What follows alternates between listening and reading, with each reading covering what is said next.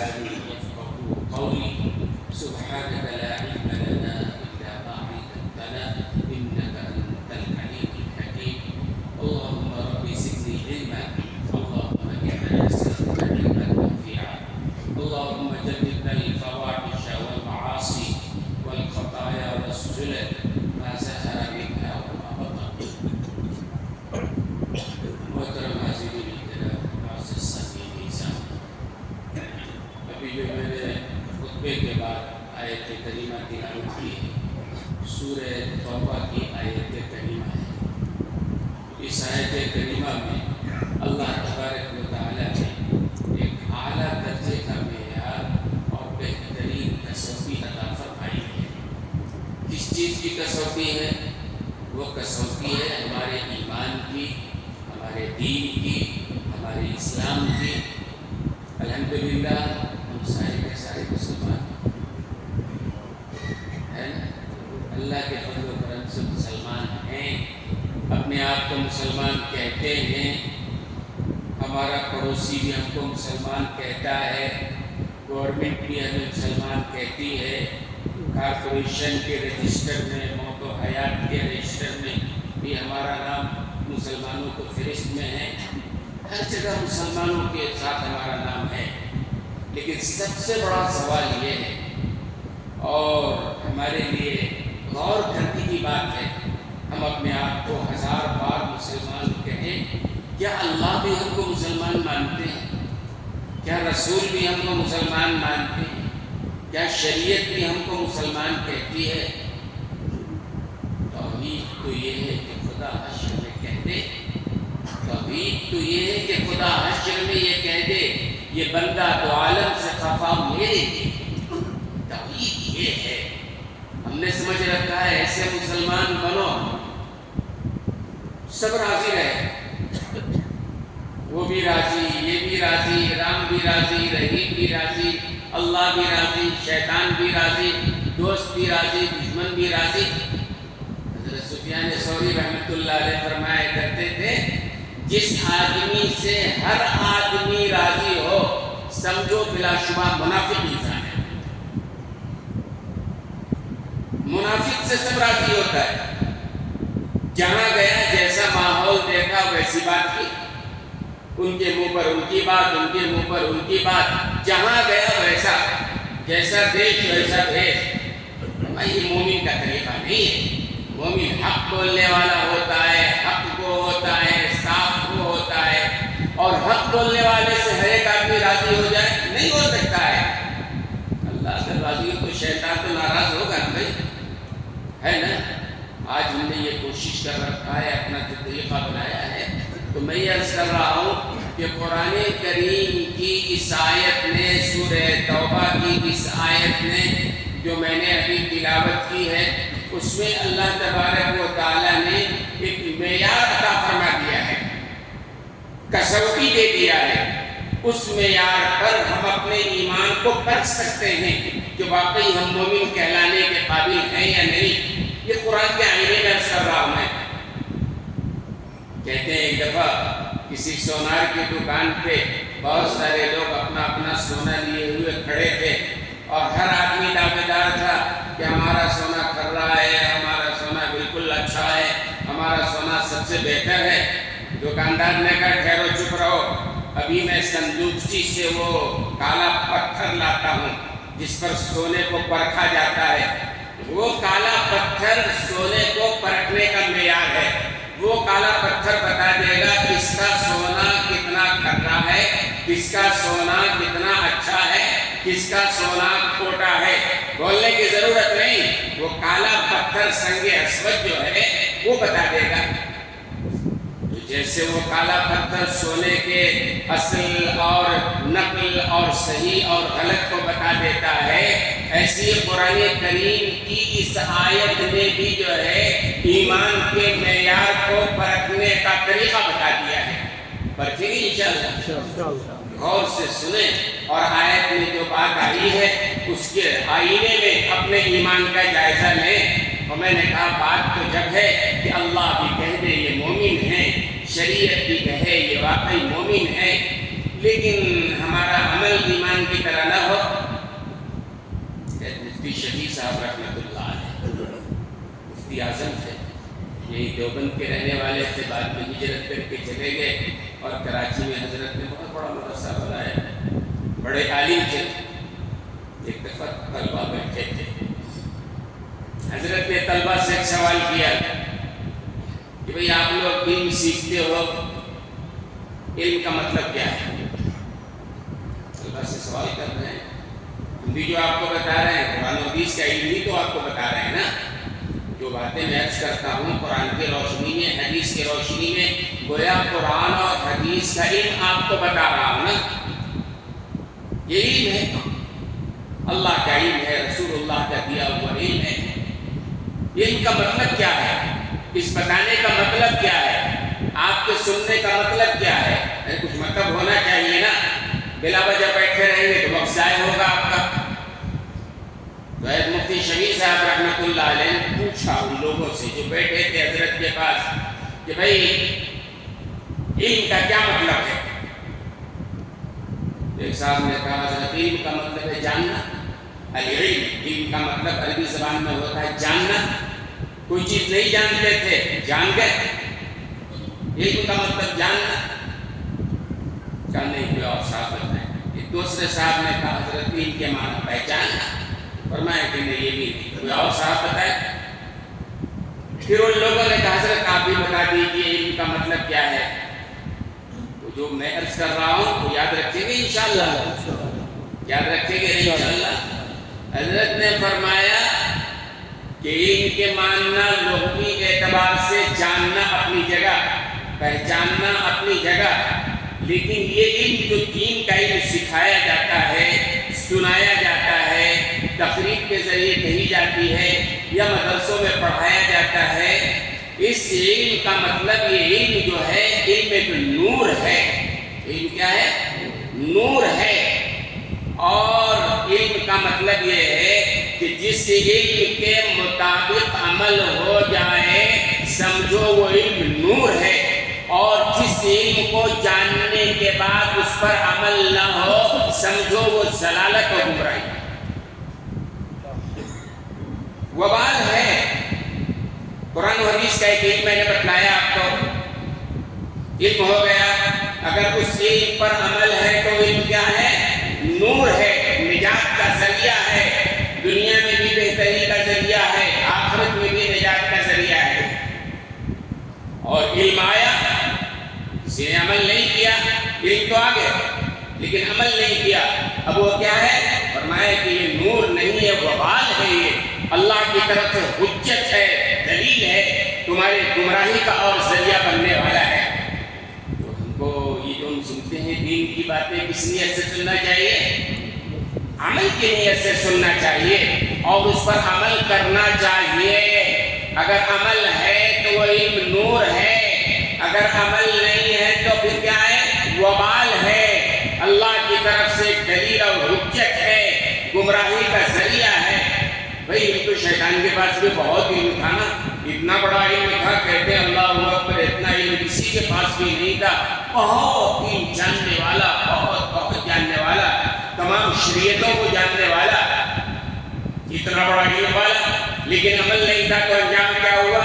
اللہ نے ہمیشہ کے لیے مردود کر دیا، اپنے دربار سے نکال دیا. مقرب تھا تو مردود اللہ نے بنا دیا، مردود ملعون ہو گیا نا. مفتی شفیع صاحب رحمۃ اللہ علیہ کی بات یاد رکھیں گے کہ جو علم سامنے آئے اس پر عمل کرنا چاہیے. عمل ہو جائے تو سمجھو کہ وہ علم نور ہے جو نجات کا ذریعہ دنیا میں بھی اور آخرت میں بھی. اور جس علم پر عمل نہ ہو وہ وبال ہے، وہ دلیل ہے، تمہارے لیے گمراہی کا ذریعہ ہے. اللہ ہماری حفاظت فرمائے. مفتی شفیع صاحب رحمۃ اللہ علیہ کی یہ بات ہے، اس کی روشنی میں جو باتیں یہاں آئیں گے قرآن و حدیث کی روشنی میں عمل کریں گے انشاءاللہ. گزشتہ جمعہ ایک صاحب میرے پاس آئے، یہی رہتے ہیں، پابندی سے کہیں ہوں گے. انہوں نے کہا میں تھوڑی پابندی سے رہتا ہوں بیان جمعہ میں.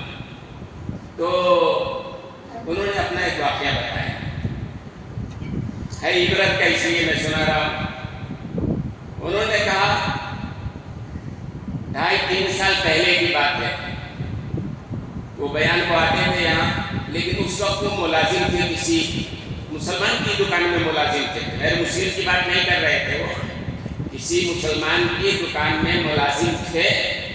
تو کہتے تھے جمعہ کے لیے میں آنا چاہتا تھا، جلدی آنا چاہتا تھا، لیکن ہمارا یجمان جو تھا، کیا تمہیں جمعہ پڑھنے والے کہ ابھی جمعہ کی جماعت کھڑی ہوئی کیا، الٹا سیدھا بول کر کے وہ جمعہ کے لیے کرتے کرتے نکلتے کافی دیر ہو جاتی تھی، بڑا گہرا گزرتا تھا، اخیر وقت میں جمعہ میں آنا ہوتا تھا۔ کافی دنوں تک یہ چلتا رہا، ہم کو سمجھاتے رہے کہ بھائی جمعہ کا ایک دن ہے، حدیث میں فضیلت ہے، حضرت سے کتنی بار سنا ہے، اور قرآن و حدیث کی بات ہے کہ جمعہ کا دن پہلے آدمی آنا، وہ ساری باتیں، لیکن وہ اس کے جو مالک تھے وہ چھوڑتے نہیں تھے، نہیں ایسا نہیں ویسا نہیں، ایک آدمی نہیں جمعہ پڑھ لیے بس کافی ہے، یہ ضروری نہیں پہلے بیان سننا۔ کہتے ہیں کہ میں سنتا رہا، لیکن ہمارے پاس کوئی دوسرا ذریعہ نہیں تھا۔ پھر اخیر میں ہمت کر کے اللہ کا نام لے کے ہم نے دکان چھوڑ دیا ان کا، نہیں مجھے ایسی دکان نہیں چاہیے، ایسا کام نہیں چاہیے کہ جس کی وجہ سے ہماری جمعہ کی نماز بھی مشکل میں پڑ جائے، جماعت سے نماز پڑھنا بھی مشکل ہو جائے۔ پہلے میں نے طے کر لیا کہ نہیں، مجھے بہرحال یہ کام نہیں کرنا ہے، چھوڑ دیا میں نے اللہ کا نام لے کے۔ اور پھر اس کے بعد اللہ نے اس کی برکت سے وہیں ایک دکان اللہ نے دلا دی، ایک دکان ہم نے اپنی چھوٹی موٹی دکان شروع کی، اور وہ صاحب کہتے ہیں کہ شروع میں تھوڑے مشکلات تو تھے، اللہ آزماتا ہے پہلے مشکلات دے کر، لیکن کہتے ہیں آج 2 سال کا عرصہ ہوا دکان کھول کے، اب تک میں آپ کے پاس نہیں آیا تھا۔ گزشتہ جمعہ پہلی بار آ کے انہوں نے یہ بتایا کہ الحمدللہ اب ہماری دکان بہت اچھی چل رہی ہے، اور اللہ کا بڑا کرم احسان ہے، بہت خوش ہوں میں نے ملازمت چھوڑا، وہ نماز تک کے لیے مشکل بنا رہے تھے، اور اب صورتحال یہ ہے کہ اپنی دکان ہے، جمعہ سے پہلے آپ کھولتے ہی نہیں دکان۔ میں نے کہا جمعہ سے پہلے کھولنا گناہ نہیں ہے، لیکن اذان کے بعد فوراً مسجد آنا ہے۔ انہوں نے کہا نہیں، ہم نے جمعہ سے پہلے دکان کھولنا ہی چھوڑ دیا، اور خود مالک ہوں، میری ذمہ داری ہے، دکان جمعہ کے دن کھولتا ہی نہیں ہوں، پہلے یہاں سے جا کے پھر دکان کھولتا ہوں میں، اور اللہ کا بڑا کرم اور احسان ہے کہ اللہ نے بڑی برکت دی ہے۔ پہلے ملازمت تھی اور نماز کے لیے آنا بھی مشکل ہو رہا تھا، جمعہ کے لیے آنا مشکل ہو رہا تھا، حالانکہ یجمان کو غیر مسلم نہیں تھے، مسلمان تھے۔ اتنی باتیں سننے کے بعد بھی ان کو کبھی یہ بات نہیں آئی کہ روزی دینے والا اللہ ہے، روزی دینے والا اللہ ہے، اللہ روزی دے گا، نماز کی وجہ سے اللہ روزی نہیں چھین لے گا۔ پھر بھی وہ خطبے ٹال مٹول کے ساتھ آتے، اور مجھے بھی بڑی تاخیر سے ہم نے چھوڑ دیا، اللہ کا نام لے کے اپنی دکان ہوئی، اور الحمدللہ آج بہت خوش ہوں۔ میں یہ بتانے کے لیے آیا، میں نے ان سے کہا کہ آپ کے نام کے ساتھ میں بتاؤں لوگوں کو، کہنے لگے نہیں میرا نام مت بتائیے، معذرت کیا انہوں نے، نام بتائیں گے تو ہمارے یجمان بھی، پرانے یجمان بھی یہی رہتے ہیں، بیان میں تو شاید نہیں رہتے ہوں گے، لیکن کہیں آگے سن لیا تو ان کو بھی اچھا نہیں لگے گا، اس لیے میرا نام مت بتائیے۔ لیکن یہ سچائی ہے جو میں عرض کر رہا ہوں کہ جب مالک نے جمعہ کے لیے روکا، میں نے دکان چھوڑ دیا، میں نے کہا الحمدللہ بہت اچھا اور صحیح فیصلہ کیا، اور اللہ نے بھی محروم نہیں کیا، اللہ نے دوسری دکان دلا دی، اور آج الحمدللہ اپنی دکان ہے، اور جمعہ کے دن جمعہ سے پہلے دکان وہ کھولتے ہی نہیں ہیں، جمعہ پڑھ کے جا کے دکان کھولتے ہیں اور کہتے ہیں اللہ نے برکت دی ہے۔ یہ کیا ہے؟ یہ علم پر عمل ہے۔ آدمی کے پاس علم آیا، رسول اللہ نے یہ فرمایا بھائی جمعہ کے دن اذان کے بعد فوراً کاروبار بند کرو، اگر کاروبار بند کرو گے، نہیں کرو گے تو یہ حرام ہے۔ جمعہ کے دن اذان کے بعد کوئی اگر بیع و شراء کرتا ہے، اللہ نے قرآن میں کہا یا ایھا الذین آمنوا اذا نودی للصلاۃ من یوم الجمعہ فاسعوا الی ذکر اللہ۔ جمعہ کی اذان جب ہو جائے فوراً نکلو، اور نمازوں کے بارے میں نہیں ہے بھائی ظہر کی نماز کے آدھے گھنٹے پہلے اذان ہو رہی ہے فوراً نکلنے کا حکم نہیں ہے، لیکن ہاں اتنے پہلے نکلو کہ جماعت کے ساتھ نماز پڑھ لو۔ لیکن جمعہ کے لیے ہے کہ جمعہ کے اذان کے بعد فوراً دنیا کے سارے کام، لینا دینا، خرید و فروخت کرنا، کچھ گفتگو کرنا، کسی اور کام میں لگنا غلط ہے، حرام ہے، علماء نے لکھا ہے۔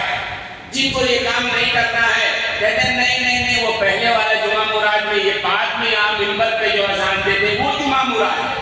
اچھا بھائی وہ مؤذن صاحب یہاں منبر پہ جب اذان دیتے ہیں اس وقت آپ دکان بند کریں گے تو آتے آتے تو جماعت بھی ختم ہو جائے گی آپ کی، وہ عربی کا خطبہ بھی ختم ہو جائے گا۔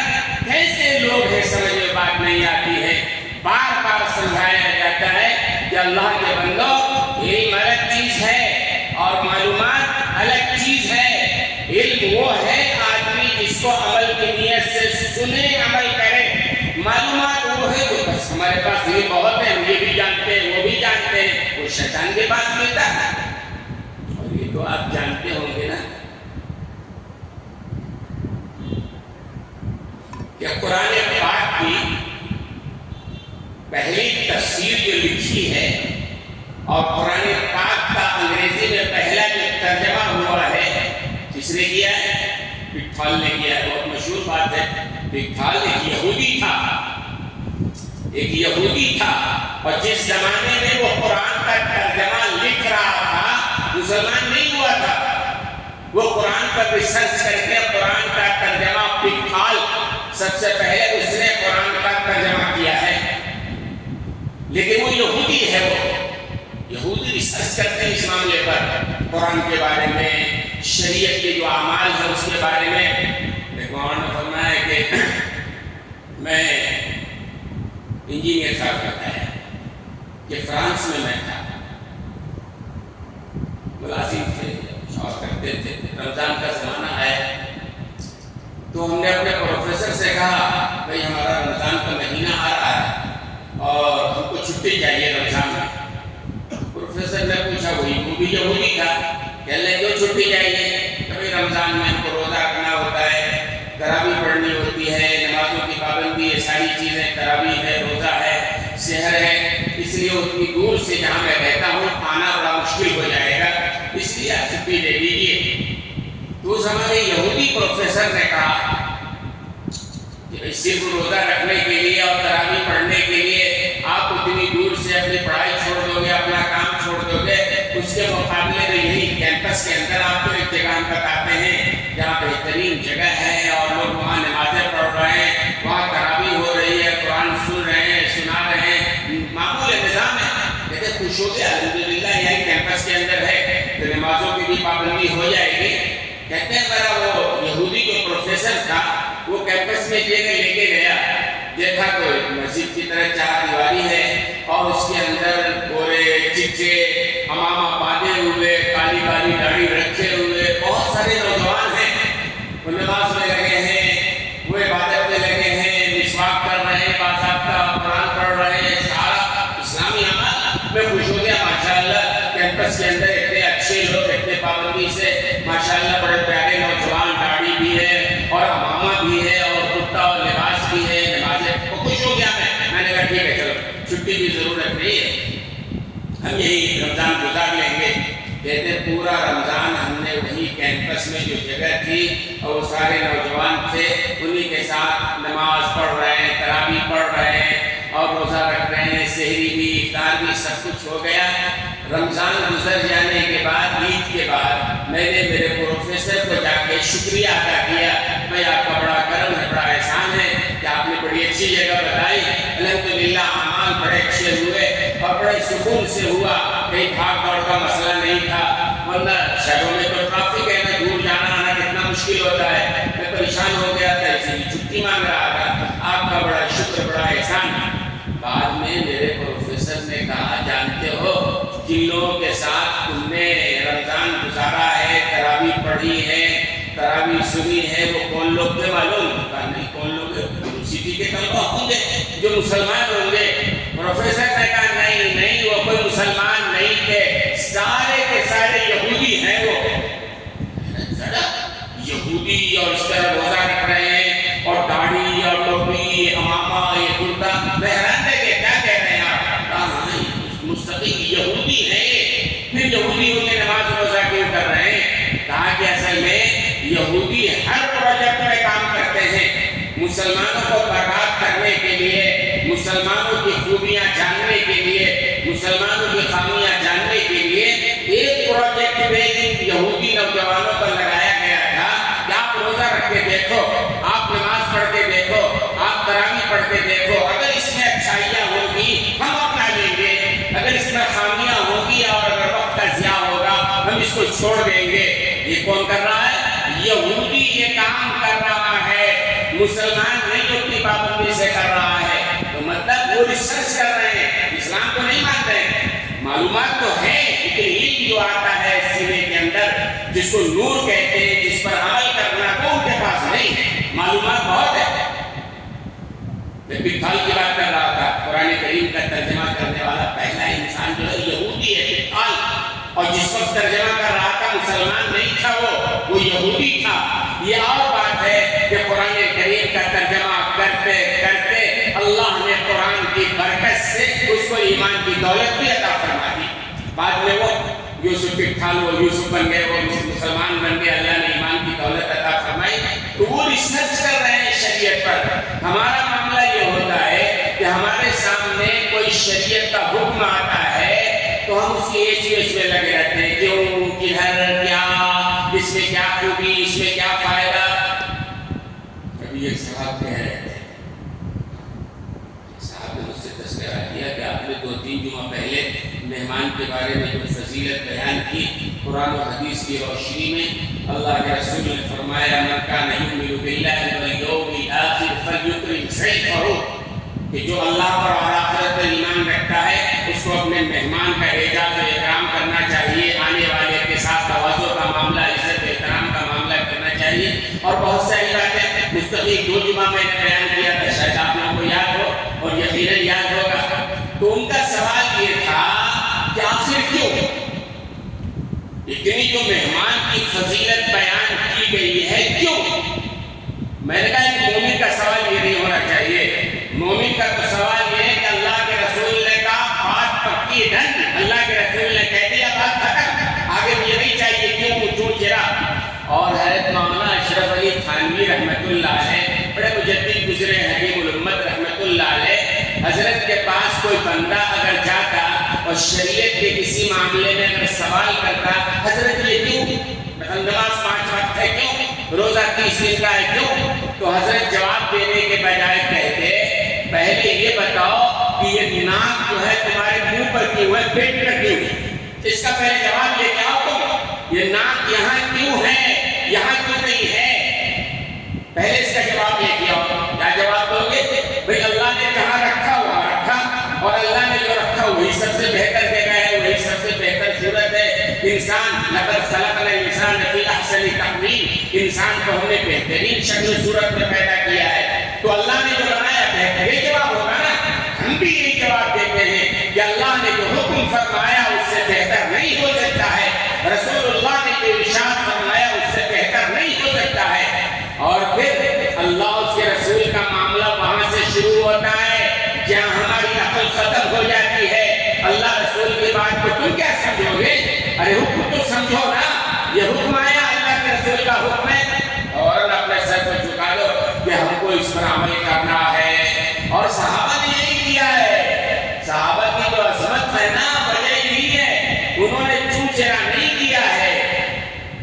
واقعہ مشہور ہوگا حضرت حذیفہ ابن یمان کا واقعہ، آدھا سنا ہوگا لیکن عمل کے نیت سے آپ سنیں کیسے لوگ تھے، عمل کے لیے کس طرح تڑپتے تھے، دوڑتے تھے۔ نبی کا حکم آ گیا، اور میں کہتا ہوں سچی محبت نبی سے یہی ہے کہ نبی کے بات پر عمل کے لیے آگے بڑھا جائے۔ صرف معلومات یہ بیان بھی سن لیے، وہ قصہ بھی سن لیے، ہمیں یہ تو سن کو ہے، ساری بات سن کے عمل کے پر کر رہے ہیں۔ بھائی حضرت حذیفہ ابن یمان رضی اللہ تعالی عنہ کہتے ہیں عجم کے ایک ملک میں گئے، اور یمن کے ملک میں جانے کے بعد وہاں کے خلاف جنگ چل رہی تھی، تو بادشاہ وقت نے، عجمی بادشاہ نے، بڑا طاقتور بادشاہ ہے، اس نے صحابہ کو، حضرت حذیفہ ابن یمان کو بات کرنے کے لیے اپنے محل میں بلایا۔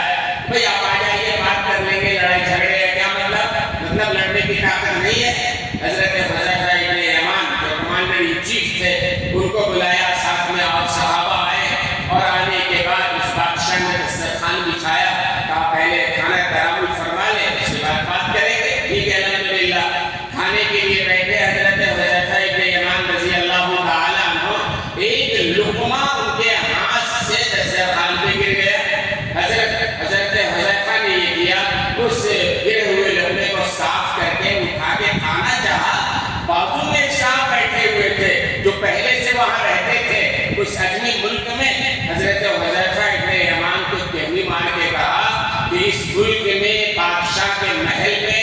گرے ہوئے لقمے کو اٹھا کے کھانا یہ عزت کے خلاف سمجھا جاتا ہے. یہ ندیدہ قسم کے لوگ کہیں گے کیسے لوگ ہیں گرا ہوا لقمہ بھی کھا لیا, یہ عزت نہیں ہے, یہ صحیح نہیں ہے. تو حضرت حذیفہ ابن یمان نے کوئی مصلحت نہیں ہے کہ بادشاہ کا دربار ہے اور اپنے وقت کا بہت بڑا بادشاہ ہے, کوئی مصلحت نہیں. چیخ کے انہوں نے جو جملہ کہا تھا تاریخ نے یاد رکھا ہے, حدیثوں میں وہ جملہ موجود ہے اور ہماری عبرت کے لیے وہ جملہ ہے. حضرت حذیفہ ابن یمان رضی اللہ تعالی عنہ نے کہا اترک سنت حبیبی لہؤلاء الحمقاء, گدھوں کی وجہ سے میں اپنے نبی کا طریقہ چھوڑ دوں. ارے بھائی میرے نبی کا طریقہ یہ ہے کوئی لقمہ گر جائے صاف کرو کھا لو, میرے نبی کا بتایا ہوا طریقہ ہے. دنیا کے لوگ اگر گدھے ہو جائیں پاگل ہو جائیں اور میرے نبی کے طریقے کو غلط سمجھنے لگے, کیا ہم بھی اس کو غلط سمجھنے لگے, ہم بھی شرمندہ ہونے لگے؟ نہیں, ہمارے آقا کا یہ حکم ہے لقمہ گر جاؤ اٹھا کے کھا لو. اترک سنت حبیبی, کیا ہم اپنے حبیب اپنے محبوب جناب محمد رسول اللہ صلی اللہ علیہ وسلم کے سنت کو طریقے کو چھوڑ دیں اس لیے کہ دنیا کے گدھے لوگ اور جو نبی کو نہیں مانتے ہیں وہ نبی کے طریقے کو غلط سمجھتے ہیں ان کی وجہ سے شرمندہ ہو کے ہم نبی کے طریقے کو چھوڑ دیں؟ یہ جواب تھا. آج ہمارا کیا جواب ہے؟ ہر معاملے میں غیروں کے طریقے کو اپناتے چلے جا رہے ہیں. ہم کو داڑھی اچھی نہیں لگتی, ہم کو ٹوپی اچھی نہیں لگتی, یہ کرتا پائجامہ لباس اچھا نہیں لگتا, لیکن غیروں کا طریقہ اچھا لگتا ہے. داڑھی اچھی لگتی ہے اور دوسرے کا لباس اچھا لگتا ہے, دوسرے کا کھانا اچھا لگتا ہے, دوسرے کے کھانے کا طریقہ اچھا لگتا ہے. یہ ایمان کی کمی ہے, علم ہے لیکن عمل نہیں ہو رہا ہے, وبال ہے, ضلالت ہے, گمراہی ہے, اللہ کی طرف سے مار ہے. اللہ ہماری حفاظت کرے. تو اس کی ڈھال میں ہے انگریزی زبان میں ترجمہ ہے. تو یہودیوں کے پاس ایک ہے, تو ان کے پروفیسر نے, یہودی پروفیسر نے بتایا کہ سارے کے سارے یہ نماز پڑھنے والے یہ یہودی ہی, مسلمان کوئی نہیں. تو انہوں نے پوچھا کیوں آخر جب یہودی ہیں تو یہودی پر تو روزہ فرض ہی نہیں, تراویح ہے ہی نہیں, یہ کیا ہو رہا ہے؟ اس پروفیسر نے کہا بات دراصل یہ ریسرچ کر رہے ہیں اور یہودیوں کے یہاں بہت سارے ایسے ریسرچ کے ادارے ہیں کہ مسلمانوں کے بارے میں کافی ریسرچ کرتے ہیں, ان کا قرآن کیا ہے, ان کی شریعت کیا ہے, اس لیے ریسرچ کر رہے ہیں کہ اگر روزہ میں فائدہ ہوگا روزہ رکھیں گے, نقصان ہوگا ہم نہیں رکھیں گے. یہودی ریسرچ کر رہا ہے. ہمارے یہاں یہ ہے کہ رمضان کا مہینہ آیا تو بہت سارے لوگوں کو مرض بڑھ جاتا ہے, ڈاکٹروں کی چھٹیاں آ جاتی ہیں, ڈاکٹر بولے کام زیادہ آ جاتا ہے. پھر رمضانی میں تو زیادہ بیمار ہونا ہے نا, ظاہر سی بات ہے زیادہ کام ہے, پریشانی ہے, رات میں بھی کام دن میں بھی کام, کہاں سے ہوگا یہ؟ اس لیے دوستوں اور بزرگوں, علم وہ نور ہے کہ جب سینے میں آ جاتا ہے تو پھر اس کے بعد کیا ہوتا ہے؟ عمل کے بغیر چین نہیں ملتا ہے. ارے بھائی میرے نبی کی یہ بات سامنے آ گئی ہے, ہم کو عمل کرنا ہے, ہمارا ایمان ہے نبی کے ہر بات پر جو ہے ہمارے لیے فائدہ ہی فائدہ ہے, اللہ کی بات میں فائدہ ہی فائدہ ہمارے لیے.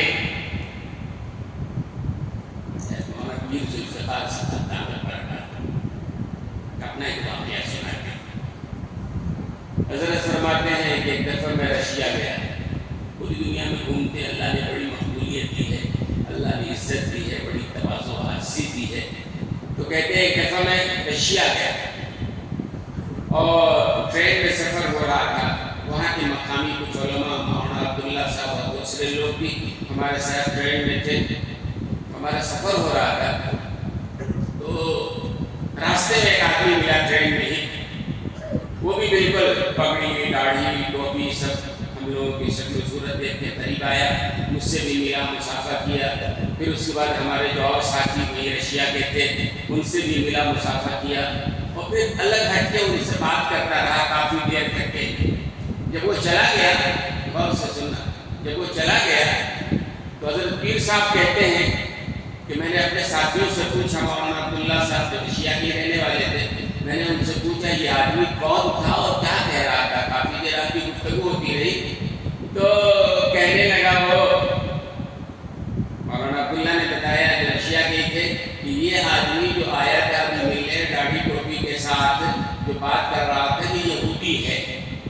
جو یہودی ہے کیا کہہ رہا تھا وہ سنو. کہنے لگا کہ اس یہودی نے مولانا عبداللہ سے جو رشیا کے تھے پوچھا یہ کون ہے, یہ بزرگ میں کون ہے؟ انہوں نے کہا ایک بڑے عالم ہیں, پاکستان کے رہنے والے ہیں, یہاں آئے ہیں دین کے سلسلے میں, تبلیغ کے سلسلے میں, وعظ و نصیحت کے سلسلے میں, اور پیر صاحب بھی ہیں. تو اس کے بعد وہ یہودی کہنے لگا جو ڈنک ہے آج ہمارے معاشرے میں بھی وہ ڈنک ہے. وہ یہودی کیا کہنے لگا مولانا عبداللہ کو جو رشیا کے تھے, ارے بھائی پاگل ہو آپ, یہ دوسرے ملک کا عالم یہاں آ گیا ہے, بلا وجہ لیے پھر رہے ہو تم باہر والے کو. ہمارے یہاں بھی اصطلاح ہے نا, باہر والے اندر والے, ہمیں اندر والے فلاں باہر والا. تو اس یہودی نے مولانا عبداللہ اور رشیا کے جو مولانا کے ساتھی تھے کافی دیر تک سمجھایا, ارے باہر کا آدمی آیا ہوا ہے, کہاں لیے پھر رہے ہو بلا وجہ, تمہارے ساتھ کھاتے ہیں پیتے ہیں, ایک کام کرو ان کو چپ چپ گھماتے رہو, ان کا پیسہ ویسا خرچ کرا ڈالو, پھر واپس چلے جائیں گے. یہ دین کا کام, تبلیغ کا کام, یہ سب بہانہ ہے. بلا وجہ تم لوگوں کو کھوکھلا کرنے کے لیے, تم سے مال لینے کے لیے یہاں آ جاتے ہیں. اس یہودی نے عالم نما بن کر کے وہاں کے مقامی علماء کو یہ سمجھا رہا ہے. پیر صاحب نے کہا معلوم ہے یہ کیا ہے؟ یہ وہی بات ہے جو اللہ نے کہہ دیا وَلَن تَرْضَىٰ عَنْكَ الْيَهُودُ وَلَا النَّصَارَىٰ, یہود و نصارہ کبھی بھی راضی نہیں ہوں گے آپ سے, حَتَّىٰ تَتَّبِعَ مِلَّتَهُمْ, یہاں تک کہ اس کی اتباع کرنے لگے. آپ جب اتباع کریں گے نا جب وہ راضی ہوں گے. عیسائیت قبول کر لیں راضی, یہودیت قبول کر لیں تو راضی, لیکن ویسے راضی ہونے والے نہیں ہیں. اسی لیے اللہ نے فرمایا قُلْ مُوتُوا بِغَيْظِكُمْ, جاؤ اپنے غصے میں جاؤ, مرو تم جا کر کے. یعنی یہودیوں کا غصہ ختم ہونے والا نہیں ہے. اللہ کے بندے جو صفت یہودیوں میں تھی آج ہم مسلمانوں میں یہ بات آ گئی ہے, یہ اندر کا ہے, یہ باہر کا ہے, یہ فلانا ہے. ارے ہمارا رشتہ کلمے کا رشتہ ہے, دنیا کے ہر مومن کے ساتھ ایمان کا رشتہ ہے. فلسطین میں غزہ میں کسی مسلمان کو تکلیف پہنچ رہی ہے, خدا کی قسم اس کا درد ہمیں محسوس ہونا چاہیے. اگر اس کا درد ہمیں محسوس نہیں ہو رہا ہے تو یہ ہمارے ایمان کی کمزوری ہے اور کمی ہے. آج عالم اسلام کا حملہ تو کہنے والا کہتے ہیں ہمارے کو کیا چھوڑو, ارے چھوڑنے کی بات نہیں, ایمان ہے, ہمارا ایمان کا رشتہ ہے, دور ہو قریب ہو کوئی فرق نہیں پڑتا ہے, کلمے کا رشتہ ہے. اور یاد رکھنا دوستو اور بزرگوں, جب ہم متحد تھے, جب ہم کلمے کے بنیاد پہ ایک تھے, دنیا ہمارا مقام جانتی تھی, دنیا ہمارا مقام جانتی تھی. جب علم پر عمل تھا, حدیث کے مطابق, رسول اللہ کے ارشاد کے مطابق ہمارا عمل تھا, دنیا بڑا قدر کرتی تھی. کیا قدر کرتی تھی؟ مشہور واقعہ ہے, حضرت عبداللہ ابن مبارک رحمۃ اللہ علیہ جس محلے میں تھے ان کے پڑوسی کو ایک گھر بیچنا تھا. پڑوسی یہودی تھا, اس کو گھر بیچنا تھا, کچھ مجبوری آ گئی تھی. تو اس نے گھر خریدنے والے سے کہا 2000 درہم دینا ہے. تو اس آدمی نے کہا بھائی اس گھر کی قیمت اس علاقے میں 1000 درہم ہے, آپ 2000 کیوں پوچھ رہے ہو؟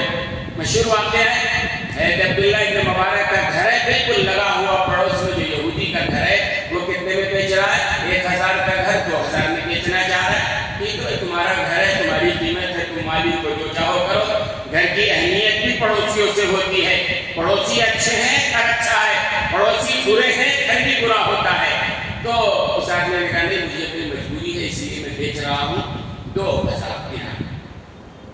خریدار نے کہا نہیں اس طرح کی 2000 درہم میں 2000 کیوں؟ تو اس یہودی کے بارے میں اس یہودی نے کہا خریدنے والے سے کہ 1000 تو واقعی قیمت ہے, اور 1000 درہم جو ہے یہ عبداللہ ابن مبارک کے پڑوس کی قیمت ہے. ایک مومن پڑوس میں ہے, اور مومن جہاں ہوتا ہے مومن سے کسی کو اپنی عزت کا کبھی فکر نہیں ہوتی ہے. اس لیے جو جانتا ہے المومن من امنہ الناس, واقعی سچا مومن اگر کہیں ہے ساری دنیا اس سے امن میں رہتی ہے. یہ مومن ہے, پڑوسی کہے گا یہ مومن ہے, اس سے کبھی تکلیف نہیں پہنچ سکتی ہے, نہ ہماری عزت و آبرو پر کسی اور چیز پر نہیں ہو سکتا ہے. تو عبداللہ ابن مبارک کا پڑوس تم کو مل رہا ہے, اس کے بدلے میں 1000 درہم بڑھ گیا قیمت. زمانہ تھا کہ مسلمان تھا, ہماری قیمتیں بڑھی ہوئی گھر دینے کو تیار نہیں ہے۔ چلے جاؤ نا، جا کے معلوم کرو کسی ہندو کے محلے میں غیر مسلم اکثر وہ ہے جو مسلمان کو اپنا گھر نہیں دینا چاہتے ہیں۔ بہت سارے اچھے مسلمان بھی مسلمانوں کو نہیں دینا چاہتے ہیں۔ کیوں؟ کیونکہ ان کے اخلاق، ان کے کردار، کرایہ وقت پہ نہیں ادا کرنا، پریشان کرنا، یہ ساری چیزیں ہمارے اعمال و اخلاق ایسے ہو گئے ہیں کہ آج غیر تو ہے، اپنے بھی اپنے محلے میں پڑوس میں برداشت کرنے کو تیار نہیں ہے۔ زمانہ وہ تھا جب شریعت کے مطابق عمل تھا، علم کے مطابق عمل تھا، اور نبی کی شریعت کا علم سینوں میں تھا۔ تو جب ہمارا عمل تھا، پڑوسوں کے حقوق بھی ادا کر رہے ہیں، ملنے جلنے والے کے حقوق بھی ادا کر رہے ہیں، تو ہماری قیمت بڑھ گئی تھی۔ دنیا کہتی تھی بھائی مسلمان پڑوسی ہے، بہت اچھا پڑوسی ہے، کبھی تم پر کوئی آنچ نہیں آنے پائے۔ تو ہم کو اپنے کردار کا جائزہ لینے کی ضرورت ہے کہ نہیں؟ ہے نا؟ اس لیے دوستوں اور بزرگوں، میں تو کسی اور موضوع پر آیت کریمہ جو میں نے پڑھی تھی سورہ توبہ کی، وہ مجھے کہنا تھا، لیکن جو کہنا تھا اور جس بات کے لیے میں تیار ہو کے آیا تھا، ایک لفظ نہیں کہہ سکا تھا، وہ بات نکلی اور اللہ نے دماغ میں جو بات ڈالی، میں نے عرض کیا ہے کہ دوستوں اور بزرگوں، ہم کو عمل کی طرف توجہ دینے کی ضرورت ہے، اور علم کے مطابق جو معلومات اس کے مطابق عمل کرنے کی ضرورت ہے۔ جمعہ کے دن ہے، آدمی پہلے آئے، مولانا سجاد نعمانی دامت برکاتہ کہتے ہیں جمعہ کے دن جو پہلے اذان سے پہلے مسجد آ جاتا ہے، نمازیں پڑھتا ہے، توبہ کرتا ہے، دعائیں مانگتا ہے، حضرت قسم کھا کے کہتے ہیں خدا کی قسم اگر وہ کروڑوں کا مقروض ہوگا اللہ ادائیگی کی شکل پیدا فرمائے گا۔ اس میں تو بڑی فضیلت ہے، بڑی برکت ہے۔ آدمی پہلے آئے، ارے آؤ، دین کی بات ہے، عمل کی نیت سے سنو، تفریح کی نیت سے نہیں، اس نیت سے نہیں تو پہلے معلوم تھا، ارے معلوم تھا جانے دو، عمل کتنا کیا تم نے؟ جب پہلے سنا، پہلے آنا چاہیے تو آنا چاہیے پہلے پابندی سے۔ بہرحال اللہ تبارک و تعالی ہم سب کو سننے اور اس کے مطابق عمل کرنے کی توفیق عطا فرمائے۔